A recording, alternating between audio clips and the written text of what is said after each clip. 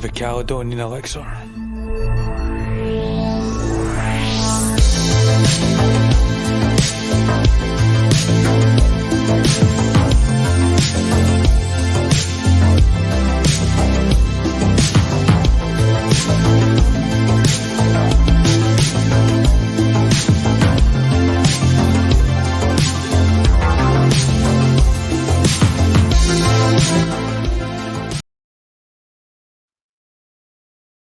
Hi, I hope you're all well.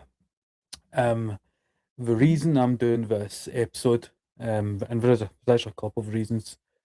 It's because I've lost someone and I'm having to take a break from the show, having to take a hiatus. I don't know how long for, maybe a couple of weeks.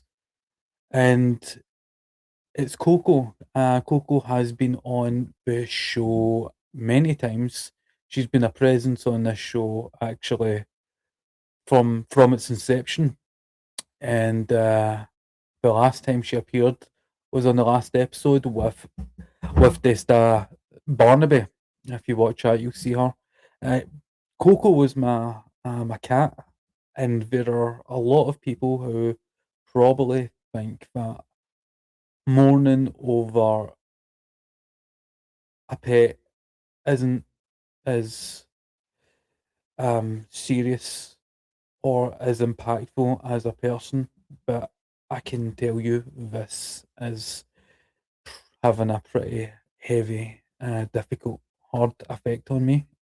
And so the idea that losing a pet doesn't cause a lot of grief is it's nonsense. I've lost many people in my life, and that 48 hours watching her decline and pass away is probably the worst 48 hours of my life. And I'm not able to make content at the moment because on this show we cover everything from politics to the paranormal, and I try and do my due diligence with all the work I present on the show.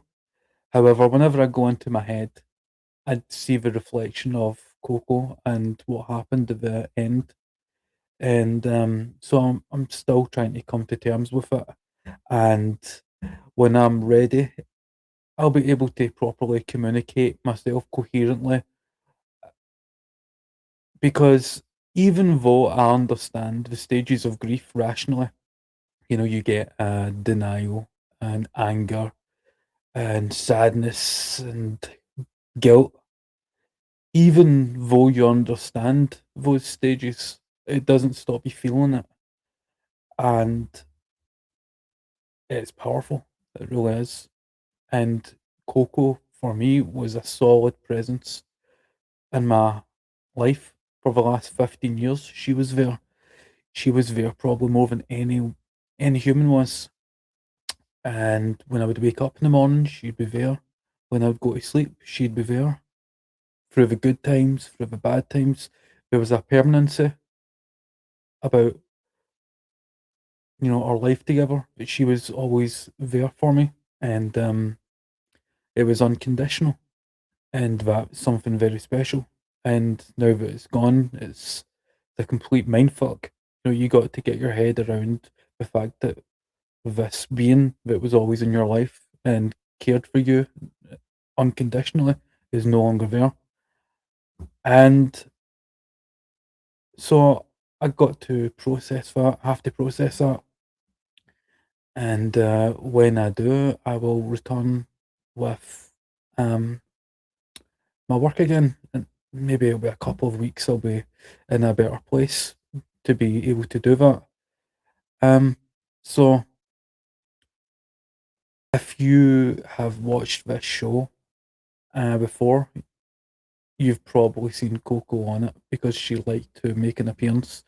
She was a very communicative cat. Whether I was on the phone, she would like to speak on the phone, or when I was making content, she would like to make an appearance. There's a unique quality and characteristic about her. In fact, she was unique. Even though she was born a cat, she probably had the most human soul I've ever met. It's kind of like you hear about these cases of children who have been raised by wolves and they began to behave like wolves, hunt like wolves. They had the spirit of a wolf almost. It was almost the same with Coco. I think she was born a cat, but she almost had the spirit of a human. So, yeah, I have to process this and come to terms with it. And so, if you have seen Coco on the show, or if you're one of my friends who have met Coco, please leave a comment about me or about her, and I will see you when I'm better.